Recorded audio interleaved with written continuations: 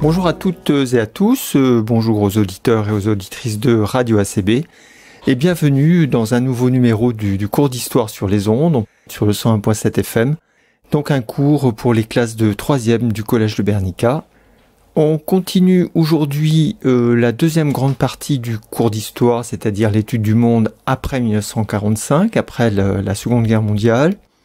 On a travaillé sur la guerre froide. On a vu la décolonisation et l'accession à l'indépendance de un certain nombre de pays. Et on va aborder aujourd'hui le chapitre 7, affirmation et mise en œuvre du projet européen depuis 1945.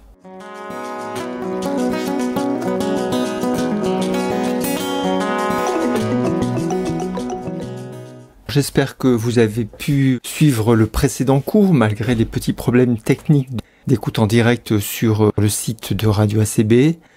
Dans ces cas-là, il faut prévoir un poste radio qui peut être une bonne alternative pour l'écoute de cette émission d'histoire. J'espère que vous avez pu également compléter les documents que je vous avais donnés.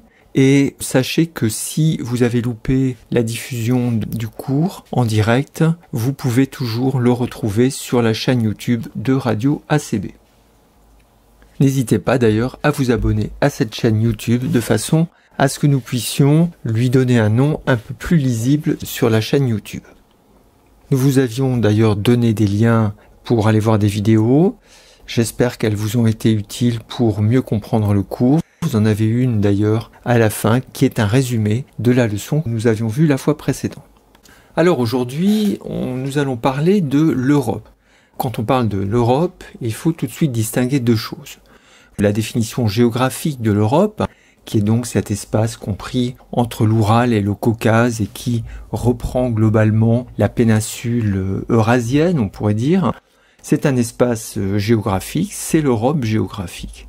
Mais les historiens parlent aussi de l'Europe, d'une Europe qui s'organise, d'une Europe institutionnelle, d'une Europe politique ou économique. Et dans ces cas-là, pour que les choses soient claires, on utilise souvent des sigles comme Union européenne ou Communauté économique européenne ou Communauté européenne, qui permettent justement de désigner cette organisation internationale, politique, économique et sociale. Donc c'est l'histoire de cette organisation internationale que nous allons aborder aujourd'hui et nous allons voir comment cette organisation européenne s'est mise en place depuis 1945, globalement jusqu'à nos jours.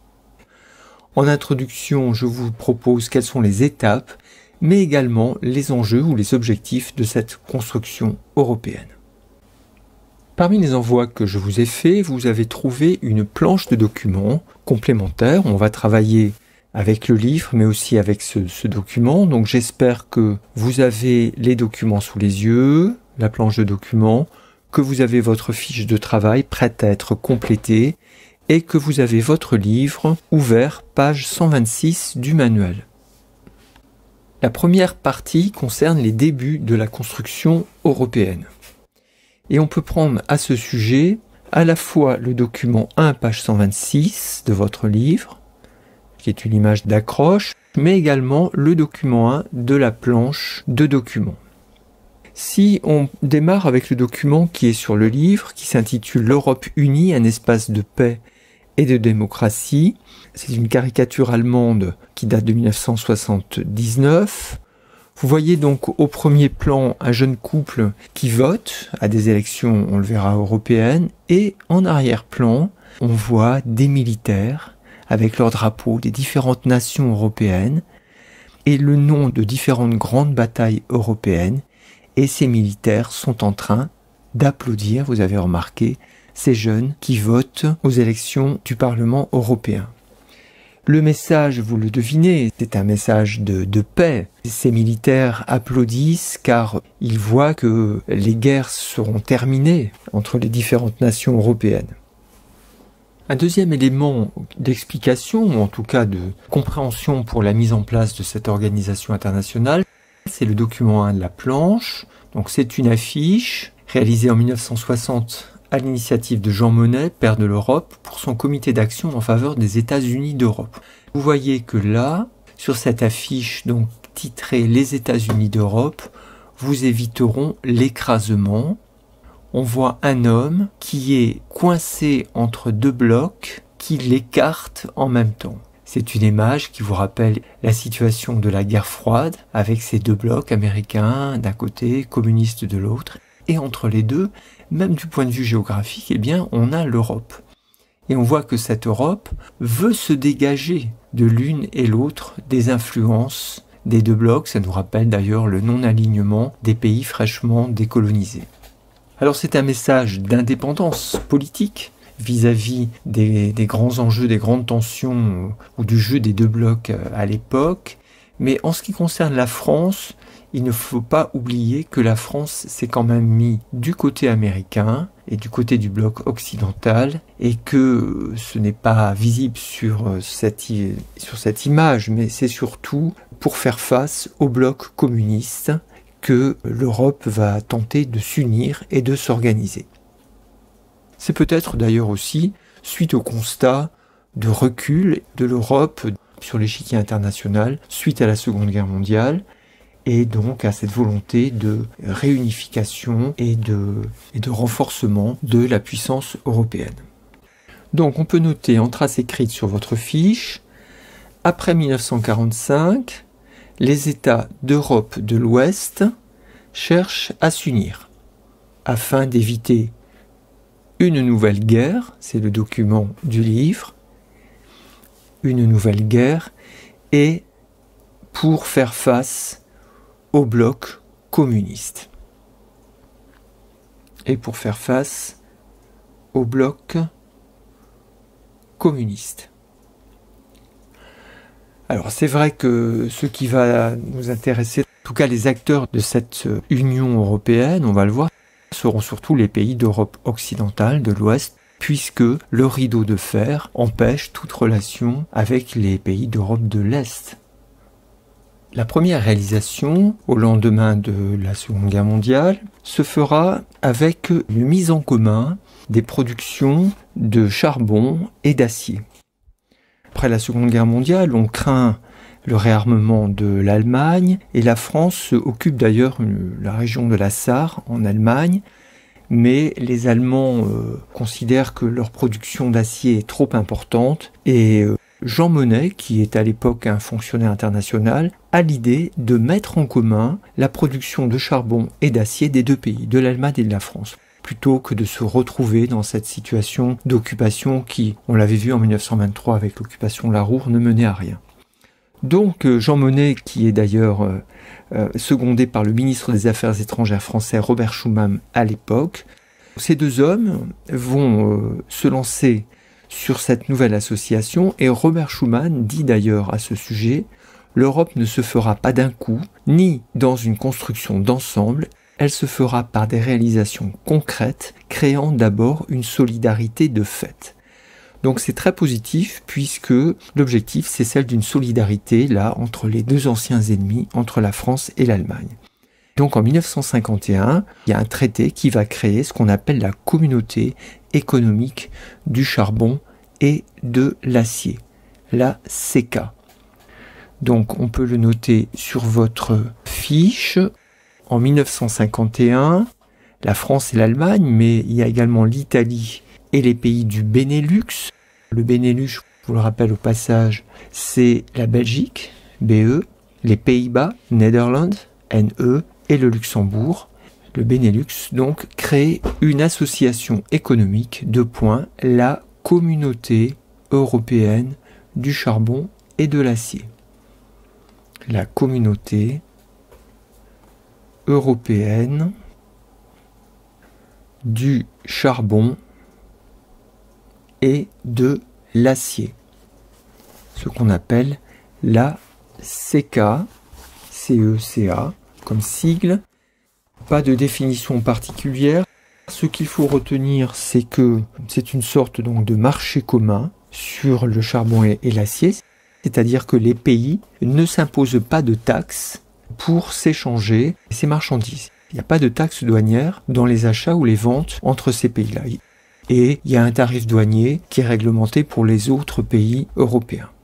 Donc c'est une réussite concrète pour dépasser le niveau national et puis aussi dans la voie de la réconciliation franco-allemande. C'est aussi intéressant parce que cette première association est porteuse d'avenir car elle prévoit la création aussi d'une Europe politique. On va continuer avec la deuxième grande étape de cette construction européenne, 1957-1992, le temps de la Communauté économique européenne. Et vous devinez l'acronyme CEE. Vous pouvez rajouter dans le titre CE, la CE. On peut prendre également le document de la planche. Voilà. Et donc, en 1957, on va aller voir, les pays veulent aller plus loin et vont finalement chercher à ouvrir encore plus cette association européenne. On va lire le document 2 de la planche que vous avez, j'espère, sous les yeux. Ce document s'intitule « Le traité de Rome et l'Union économique ». C'est un extrait du traité. Donc on y va, article 2. La communauté, c'est-à-dire la communauté des pays de la CECA, à ce moment-là, il n'y a que cette communauté qui existe, France, Italie, RFA, Pays-Bas, Belgique et Luxembourg. La communauté a pour mission, par l'établissement d'un marché commun, de promouvoir une expansion continue et accélérée du niveau de vie et de relations plus étroites entre les États qu'elle réunit. Volonté de développer et d'élargir un marché commun. Article 3. À ces fins, l'action de la communauté comporte, selon les rythmes prévus dans le présent traité, petit a, l'élimination entre les États des droits de douane, petit c, l'abolition entre les États membres des obstacles à la libre circulation des personnes, des services et des capitaux, c'est-à-dire de l'argent. Petit d, l'instauration d'une politique agricole commune. Alors, pour la libre circulation et la politique agricole commune, il faudra quand même attendre encore quelques années pour que ça se mette en place, mais les objectifs sont fixés. Ce traité qui va fonder cette nouvelle association, la CE, s'appelle le traité de Rome.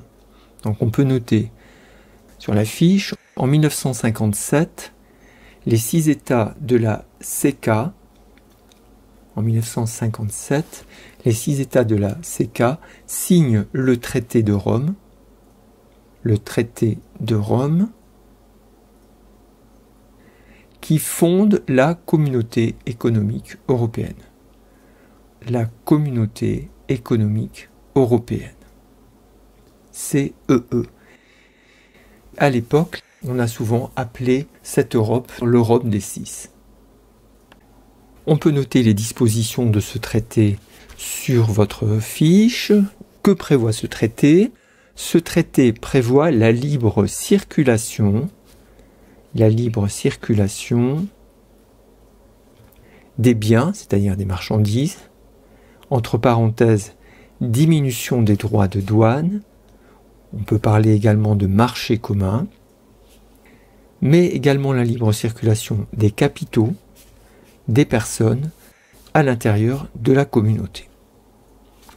Ce qu'il est important de noter également, c'est que ce traité n'est pas qu'un traité économique. Il y a déjà une volonté et un objectif politique et idéologique. On pourrait prendre à ce sujet le document 4 de la planche qui, même s'il est daté de l'année 2000, montre bien ces objectifs idéologiques de l'Europe. On va lire le document 4 de la planche de documents. Citoyenneté européenne et valeurs démocratiques. L'Union se fonde sur les valeurs universelles de dignité humaine, de liberté, d'égalité et de solidarité. Elle repose sur le principe de la démocratie et le principe de l'état de droit. Elle place la personne au cœur de son action en instituant, on le verra plus loin, la citoyenneté de l'Union et en créant un espace de liberté, de sécurité et de justice. L'Union contribue à la préservation et au développement de ces valeurs communes dans le respect de la diversité des cultures et des traditions des peuples de l'Europe, ainsi que de l'identité nationale des États. Alors c'est vrai que c'est un texte qui est postérieur à la période qui nous intéresse ici, puisqu'il date globalement de l'époque de l'Union européenne, mais dès 1957 et le traité de Rome, il y a des dispositions qui indiquent que cette union, cette communauté européenne, sera une communauté aux valeurs démocratiques. Donc on peut le noter. Des institutions communes et démocratiques sont mises en place. Des institutions communes et démocratiques sont mises en place. Alors en effet, cette CEE se dote d'institutions. Vous avez plusieurs commissions qui comportent 9 membres pour la CEE, qui proposent une politique au Conseil des ministres européens. Et là, vous avez un membre pour chaque pays qui prend la décision et qui va donc légiférer ensuite. Vous avez une assemblée parlementaire qui est composée de 142 membres élus par les parlements nationaux. Mais cette assemblée, à l'époque, n'a qu'un rôle consultatif. On va continuer avec le document 1, page 128 sur votre livre, qui est une carte qui s'intitule « La construction européenne de 1945 à 1989 ». Donc cette carte-là va nous permettre d'aborder les étapes de la construction européenne, un petit peu comme on l'avait fait pour la décolonisation. Cette Europe des 6, qui date des années 50, va continuer dans les années 1970. Et ces années 1970 voient l'augmentation du nombre de pays de la communauté européenne. Vous voyez en bleu foncé sur la carte les États fondateurs de la CECA, 1951, puis la CE 1957, et en 1973, en bleu un petit peu plus clair, on devine le Royaume-Uni, l'Irlande et le Danemark. On peut noter sur votre cours, dans les années 1970, la CEE s'élargit à de nouveaux États, toujours à l'ouest. Première flèche, elle s'ouvre au Royaume-Uni, à l'Irlande et au Danemark en 1973. Donc on passe à l'Europe des 9 cette fois-ci. Et on continue avec les années 80, donc vous voyez les couleurs qui sont toujours bleues, mais un petit peu plus claires. L'Europe s'ouvre cette fois-ci dans les années 80 à des pays d'Europe du Sud. Vous avez la Grèce, puis l'Espagne et le Portugal. 1981-1986. Pourquoi ces pays-là n'avaient pas pu rentrer? Eh bien parce que on avait encore, jusqu'à la fin des années 70, des régimes qui n'étaient pas démocratiques dans ces pays-là. On passe maintenant à l'Europe des 12. J'ai joint dans les documents une carte à compléter.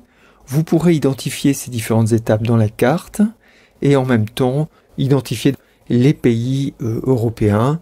Bon, ça devient vite assez fastidieux et difficile à retenir. Il faut essayer de retenir les principaux pays, on va dire, d'Europe de l'Ouest. On va continuer avec la troisième partie. Donc, depuis 1993, le temps de l'Union européenne. C'est le titre que vous avez sur la fiche. Le temps de l'Union européenne, entre parenthèses, UE. Alors ça correspond, si on fait un lien avec les cours précédents, notamment le cours sur la guerre froide, ça correspond à la chute de l'URSS et également la fin des démocraties populaires en Europe de l'Est. Donc on voit que les enjeux européens vont à ce moment-là changer. Et la fin de la guerre froide va relancer l'idée de construction européenne et d'une association plus large. Document 1, page 130, on va lire un texte qui va être la troisième grande étape de cette construction européenne. C'est un texte qui date de 1992 et qui s'intitule « Les objectifs du traité de Maastricht ». Alors, ce traité, après le traité de Rome, va fonder, vous l'avez deviné, en titre, non plus la CE, mais cette fois-ci l'Union européenne. Donc, on va lire ce texte. C'est le préambule, c'est donc l'introduction. Les chefs d'État des 12 pays membres de la CE, désireux de renforcer le caractère démocratique et l'efficacité du fonctionnement des institutions, donc là, vous voyez, l'aspect démocratique est réaffirmé, résolus à renforcer leurs économies et à rétablir une union économique et monétaire comportant, conformément aux dispositions du présent traité, une monnaie unique et stable, vous pensez à l'euro évidemment, mais il faudra attendre un petit peu, déterminés à promouvoir le progrès économique et social de leur peuple, résolus à établir une citoyenneté commune aux ressortissants de leur pays, et là on repense au cours d'éducation civique sur la citoyenneté européenne, résolus à mettre en œuvre une politique étrangère et de sécurité commune qui pourrait conduire le moment venu à une défense commune, renforçant ainsi l'identité de l'Europe et son indépendance, afin de promouvoir la paix,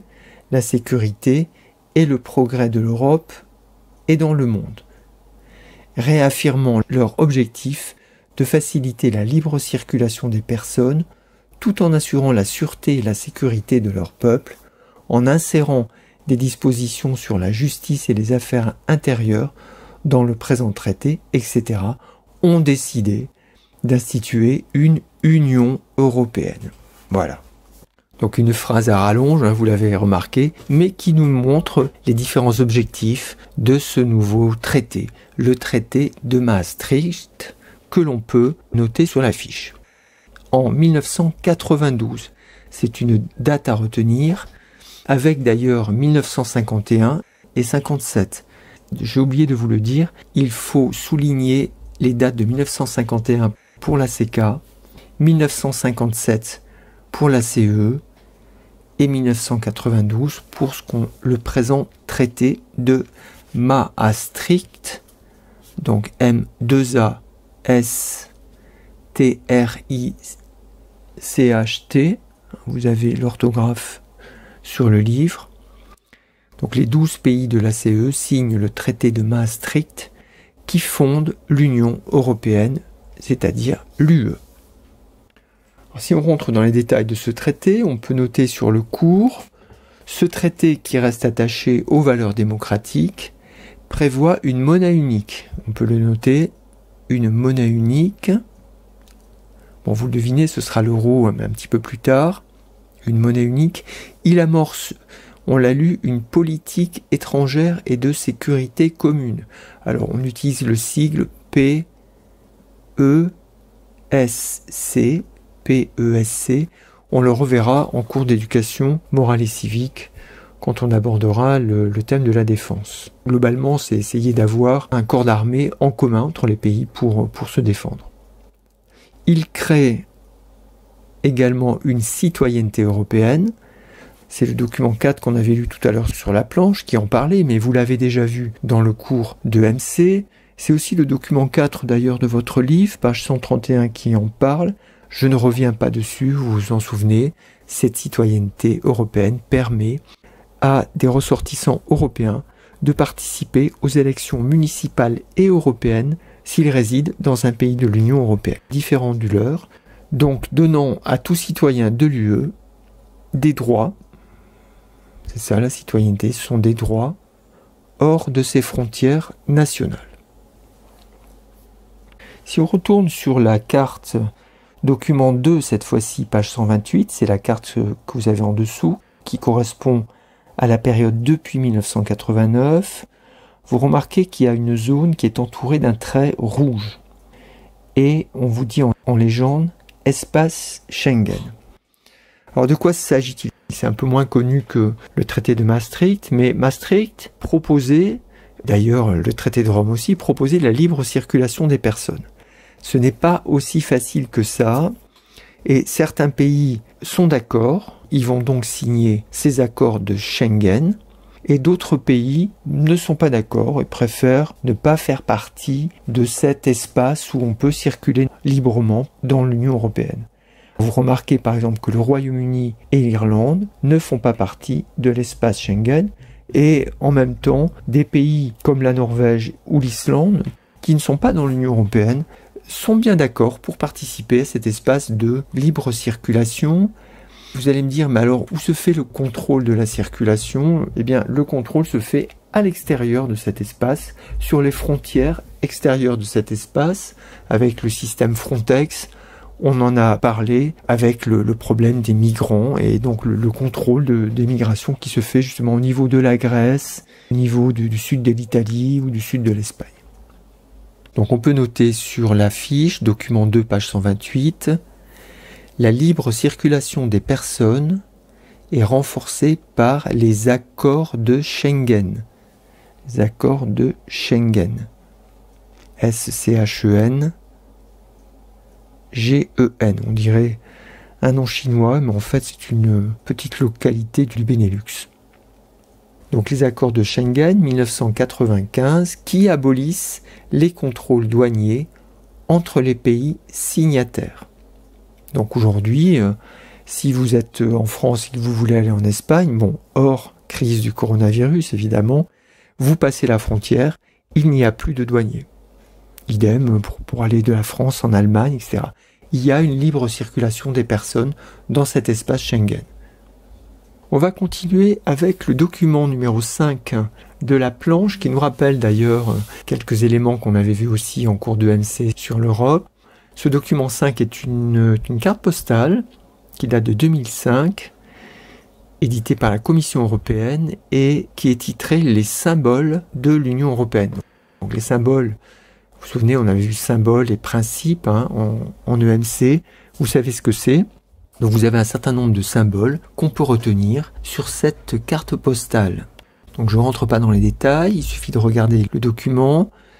Donc l'Union européenne se donne des symboles, virgule, un drapeau, un hymne, qui est l'ode à la joie, une devise, qui est unie dans la diversité. On pourrait dire unis dans l'adversité, mais non, c'est unis dans la diversité. Ça veut dire qu'il y a une union, mais on reconnaît la spécificité et les traditions des cultures des différents peuples européens, et également d'ailleurs une certaine souveraineté nationale pour chacun d'eux. Donc une devise unie dans la diversité et une journée de l'Europe le 9 mai. Le 9 mai. C'est Robert Schuman, pour la première fois, un 9 mai, a eu l'idée d'une Europe unie. On a gardé cette date. On va continuer cette étude des différentes étapes de la construction européenne en prenant le document 3 de la planche que je vous ai fournie. Donc vous voyez, c'est un texte avec une photo. Sur la photo d'ailleurs, on voit l'italien De Gasperi, l'allemand Konrad Adenauer, le français Robert Schuman en 1951. On les considère comme les pères de l'Europe. Ce sont eux qui avaient participé à la signature du traité de Rome à l'époque. Par contre, le texte qui est à côté, c'est un texte de 1997, un texte de Klaus Kinkel, ministre allemand des Affaires étrangères. On va lire ce texte et essayer de voir ce que l'on peut en tirer. Je lis le document. Le 25 mars 1957, 6 pays européens signaient à Rome les traités instituant les communautés européennes. Il s'en est suivi 40 ans de paix, de liberté et de stabilité, tout d'abord en Europe de l'Ouest. À présent, nous devons tenir nos promesses et permettre aux habitants d'Europe centrale et orientale de participer à cette stabilité et à cette prospérité. Donc les habitants d'Europe centrale et orientale, vous voyez, c'est plutôt vers l'Est. L'élargissement de l'Union européenne relève également de notre intérêt le plus élémentaire. Nous ne pouvons garantir la stabilité et la prospérité chez nous que si nous les étendons à l'Europe entière. Un texte intéressant à plusieurs titres. D'abord, on peut constater que cette communauté européenne a permis la paix pendant 40 ans, alors que l'Europe sortait de 2 guerres mondiales. Donc ça, c'est un succès du point de vue de la paix et de la sécurité. Et deuxièmement, en 1997, souvenez-vous, on est au moment de la chute de l'URSS et de l'ouverture à la liberté démocratique des pays d'Europe de l'Est. Donc, quelle position doit adopter la communauté européenne à ce moment-là? Klaus Kinkel dit « Nous devons nous ouvrir à ces pays-là ». Le terme qui est utilisé, que vous devez retenir, c'est on parle d'élargissement de l'Union européenne. On peut le lire d'ailleurs sur le vocabulaire, page 129. Élargissement, page 129, ouverture de la CEE, puis de l'Union européenne à de nouveaux États membres. Donc finalement, depuis qu'on étudie les étapes de cette construction européenne, il y a eu différents élargissements. C'est vrai qu'on aurait pu en parler un peu plus tôt, mais c'est un terme utilisé à l'époque. Alors cet élargissement, ils vont quand même y aller doucement. Les pays d'Europe de l'Est qui se libèrent de la tutelle soviétique, il va falloir quand même attendre un petit peu. Et attendre quoi? Attendre notamment qu'ils confirment un système démocratique, puisque c'est une des conditions pour entrer dans la communauté européenne, mais également on va attendre un rattrapage économique. Ceci dit, il y a des pays d'Europe de l'Ouest qui ne sont pas encore dans cette communauté européenne, et si on reprend le document 2, page 128, vous voyez que l'Allemagne, cette fois-ci elle est réunifiée, mais la RFA faisait déjà partie de la communauté européenne, mais vous voyez en bleu clair, mais le bleu le moins clair de la carte, adhésion en 95, on a la Suède, la Finlande, et il y a également l'Autriche qui vont pouvoir rentrer dans cette communauté européenne. Donc on peut noter sur le cours, les 12 deviennent 15, c'est ce qu'on appelle l'Europe des 15, avec l'Autriche, la Suède et la Finlande. C'est un cours d'histoire, on fait pas mal de géographie. Revenons à l'idée de monnaie unique. Elle n'est toujours pas effective. Pour qu'elle puisse être mise en place, cela nécessite un certain équilibre économique entre les différents pays qui veulent obtenir cette monnaie unique.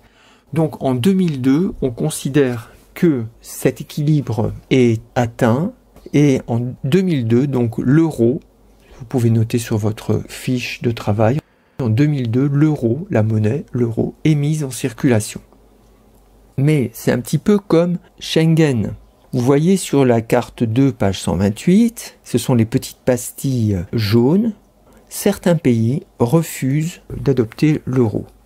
Il s'agit donc du Royaume-Uni, de la Suède et du Danemark. Pour des raisons économiques, le Royaume-Uni entretenait pas mal de relations dans le cadre du Commonwealth avec des pays étrangers, considère que ça va défavoriser ces échanges, qui sont peut-être même d'ailleurs hors communauté européenne. D'autres pays considèrent qu'ils ne vont pas y gagner dans l'affaire. On continue le travail sur la carte avec maintenant la période qui va de 2004 à 2007. Donc vous voyez, ce sont des couleurs qui sont d'un bleu encore plus clair. Eh bien, c'est le moment où on considère que les pays d'Europe de l'Est ont confirmé leur système démocratique et ont également atteint un certain niveau de rattrapage économique. On parlait à l'époque de critères de convergence.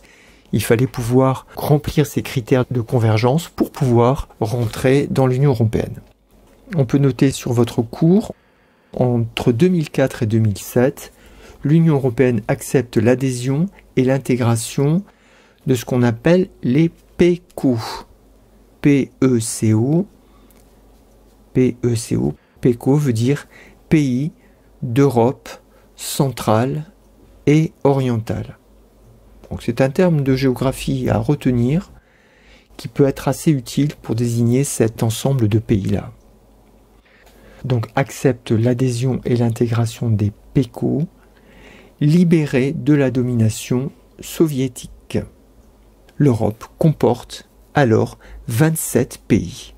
On est globalement dans la situation de l'Union européenne actuelle. L'Europe comporte alors 27 pays. Pour terminer l'étude de ce document 2 de la carte page 128, on peut noter un dernier petit pays qui rentre, c'est la Croatie. vous voyez, en 2013. Donc on peut noter en 2013, la Croatie rentre dans l'Union européenne. Et là, dans ce cas-là, il y a 28 pays. Mais vous le savez, le Royaume-Uni qui a toujours été un peu eurosceptique, c'est-à-dire qui doute de l'intérêt de l'Europe, un référendum est organisé sur la possibilité de sortir de l'Union européenne.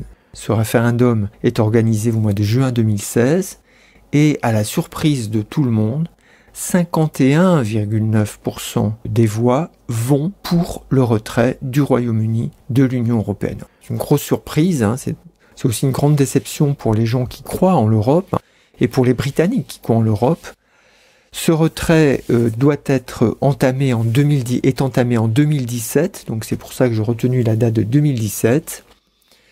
Et donc on a noté, en 2017, suite à un référendum, le Royaume-Uni décide de sortir de l'Union européenne. Le Royaume-Uni décide de sortir de l'Union européenne.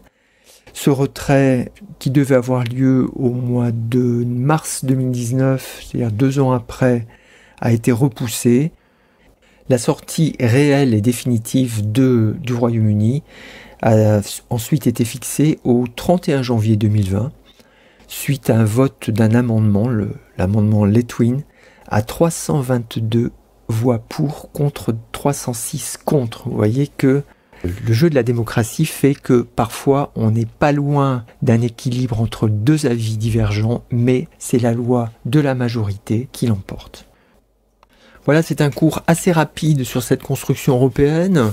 On peut retenir que malgré ce Brexit qui est une sorte de déception et qui montre sans doute aussi les faiblesses de l'Europe et le doute que certaines nations ont vis-à-vis de cette organisation, eh bien, il faut quand même réaliser que cette communauté européenne a permis la pacification d'un continent qui était en conflit depuis de longues années, et également la création d'une véritable association régionale qui joue un rôle mondial, notamment face aux grandes puissances, États-Unis, Chine, même si c'est vrai, l'Union européenne gagnerait à avoir un peu plus d'efficacité sur la scène internationale. Voilà, c'est la fin de ce cours sur la construction européenne. Travaillez sur la carte que je vous ai proposée. C'est une carte qui vous permettra déjà de bien connaître les pays européens, puisqu'on fera une leçon de géographie sur l'Europe, sur l'Union européenne. Et également, vous avez un petit tableau de synthèse qui n'est pas celui du livre. Donc, essayez quand même de le compléter et je vous enverrai, si nécessaire, un corrigé de ce tableau de synthèse. Merci à tous et à la prochaine pour une nouvelle émission.